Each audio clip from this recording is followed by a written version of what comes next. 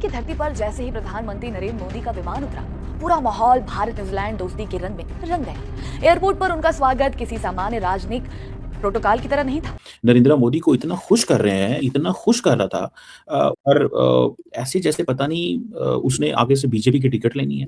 मतलब मेरे लिए हमारे प्राइम मिनिस्टर को भी चाहिए कि गैरतमंद बने और उन लोगों के साथ ताल्लुकात कायम करें जो हम काम नहीं है असल में ना। बात ये है, हम एक हजूम है, जैसे मदारी डोगरी नहीं बजा रहा था मदारी वाला, ठीक है। उधर खड़े हो जाते हैं, बस सुन के घर को चले जाते हैं। किसी भी देश की प्रगति और दुनिया में उसके सम्मान का खेलों में उसकी सफलता से सीधा सीधा रिश्ता होता है।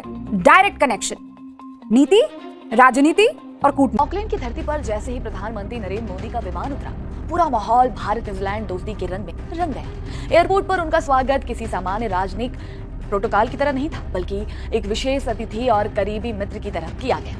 सबसे खास बात ये रही कि पीएम मोदी की अफगानी के लिए खुद न्यूजीलैंड के पीएम क्रिस्टोफर लक्सेन एयरपोर्ट पहुंचे। गर्मजोशी से हाथ मिलाना, गले लगाना और सम्मान के साथ किया गया ये भव्य स्वागत दुनिया को एक बड़े संदेश दे गया।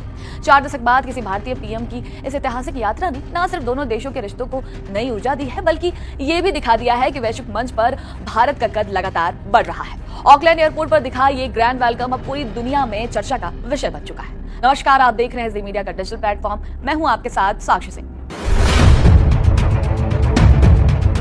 ऑकलैंड में पीएम मोदी का स्वागत केवल राजनीतिक स्तर तक सीमित नहीं रहा, बल्कि भारतीय संस्कृति और परंपराओं की भव्य झलक ने इस दौरे को और भी खास बना दिया। शुक्रवार को आयोजित कम्युनिटी वेलकम कार्यक्रम में प्रधानमंत्री मोदी का जोरदार स्वागत भारतीय संस्कृति प्रस्तुतियों के साथ किया गया। इस दौरान पंजाब और तमिलनाडु की लोक संस्कृति, कर्नाटक और हिंदुस्तानी शास्त्रीय संगीत के अद्भुत संगम के साथ साथ वंदे मातरम की भावपूर्ण प्रस्तुति ने पूरे माहौल को देशभक्ति और सांस्कृतिक गौरव से भर दिया। वहीं कार्यक्रम में मौजूद भारतीय मूल के लोगों में जबरदस्त उत्साह देखने को मिला। साथ ही न्यूजीलैंड के पीएम क्रिस्टोफर ने भी इस खास पल का वीडियो अपने सोशल मीडिया प्लेटफॉर्म एक्स पर साझा करते हुए लिखा, welcome to New Zealand prime minister Modi. उनके इस व्यक्तिगत स्वागत को दोनों देशों के मजबूत होते संबंधों का प्रतीक माना जा रहा है।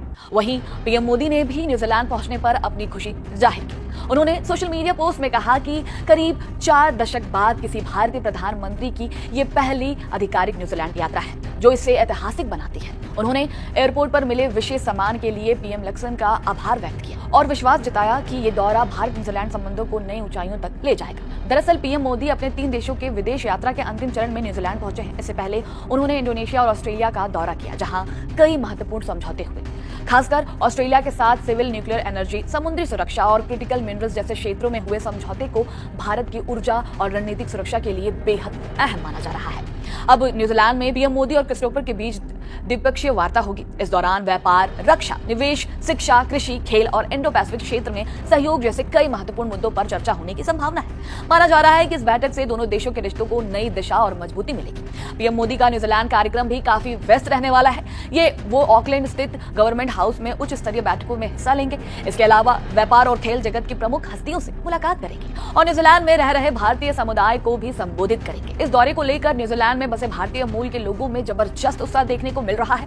खास बात यह है कि इसी वर्ष भारत और न्यूजीलैंड के बीच मुफ्त व्यापार समझौते यानी एफटीए पर हस्ताक्षर हुए हैं। ऐसे में पीएम मोदी की ये यात्रा व्यापार और निवेश के लिए नए अवसरों को बढ़ावा देने वाली मानी जा रही है। ऑस्ट्रेलिया में बड़ी रणनीतिक उपलब्धियों के बाद अब सभी की नजर न्यूजीलैंड में होने वाली बैठकों और संभावित समझौते पर टिकी हुई है।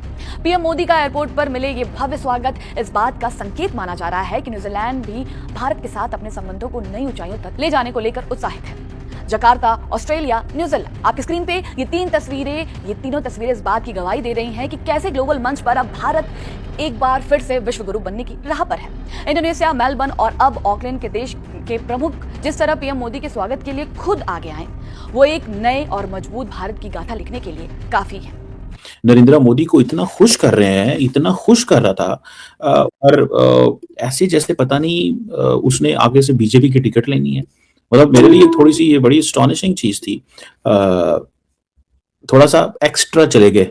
ये जरा देखिएगा कि एक तो चलो वो डियास्पोरा की तारीफें कर रहे हैं कि तुम ये कर रहे, तुम वो कर रहे हो, जरा सुनिएगा। और फिर एयरपोर्ट छोड़ने गए, एयरपोर्ट लेने आए। कह रहा है कि भाई 3 बजे अगर कोई डॉक्टर है तो वो इंडियन है, इंजीनियर है तो वो इंडियन है, आईटी प्रोफेशनल है तो वो इंडियन है, और इंडियन की कम्युनिटी जो है वो बड़ी है, इंपॉर्टेंट है, एंड आप बहुत बड़ी एग्जाम्पल और this and that and so on and so fourth. So that's important. और मैं देख रहा था कि जिस अंदाज से खास तौर पे वो एयरपोर्ट पे जब छोड़ने आए उनको, तो normally this is not how the western countries do. New Zealand एक वेस्टर्न मुल्क है, हम उसको समझते हैं, ऑब्वियसली वेस्टर्न कंट्री है, तो वो तस्वीरें दिखा रहे हैं। ये मैंने पाकिस्तान में तो होते हुए देखा होगा, इंडिया में तो होते हुए देखा होगा कि जनाब ये जो जिसे वो कहते हैं ना एक डेवलपिंग नेशन तो ये करती है, लेकिन इस तरह एक डेवलप्ड नेशन का जो वजीर आजम है वो इस तरह शायद ना करता हो। ऊपर से क्योंकि ये तो देखें, ये तो दे आर गिविंग जॉब्स, वो तो जॉब्स दे रहे हैं। ये देखिएगा जरा सिनेरियो।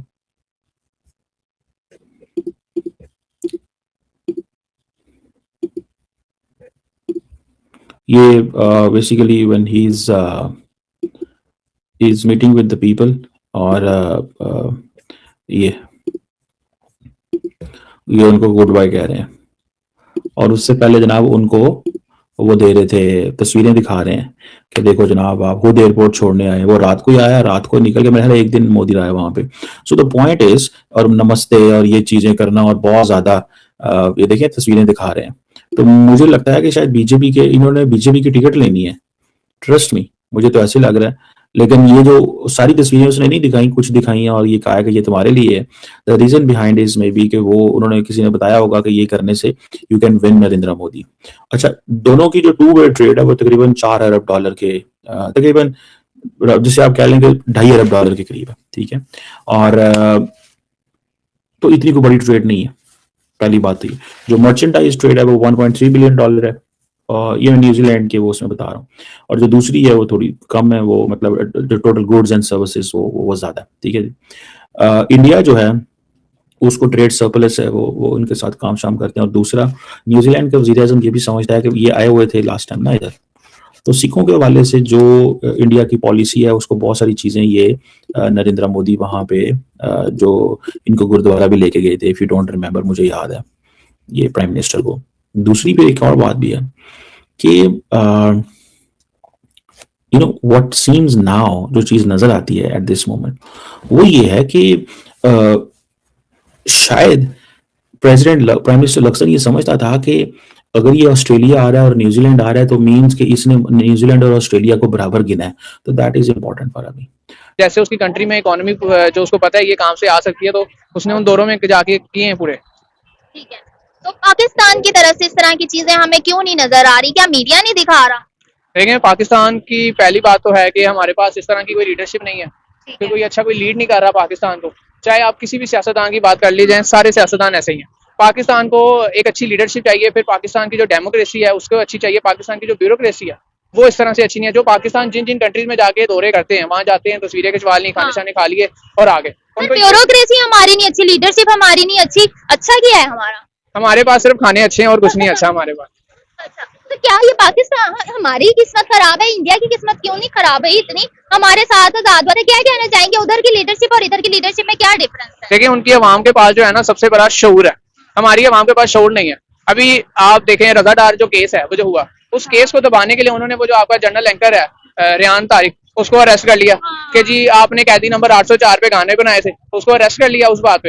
लो जी, इकोनॉमी में क्या वर्क हो रहा है? देखिए इकोनॉमी पे इस टाइम पे कुछ वर्क नहीं हो रहा। जो हुकूमत प्रोजेक्ट्स कर रही है वो सारे आपको नजर आ रहे हैं, सब फ्लॉप हो रहे हैं। आपने कहा अवाम के पास शोर नहीं है, बात घूम फिर के अवाम की ही आ जाती है, तो मतलब हम में हर चीज के जिम्मेदार है, फिर गवर्नमेंट को तो बाद में देखना चाहिए। देखिए, हम लोगों के पास उस तरह से नॉलेज नहीं है, हम नहीं देख सकते कि कौन सा लीडर हमारे लिए सही है, कौन सा लीडर सही नहीं है। अगर हम अपनी पिछले 75 साल की अपनी उठा के अपने स्टैट्स देखें अपने लीडर्स की, तो उसके अंदर आज तक कोई भी लीडर सही नहीं आया।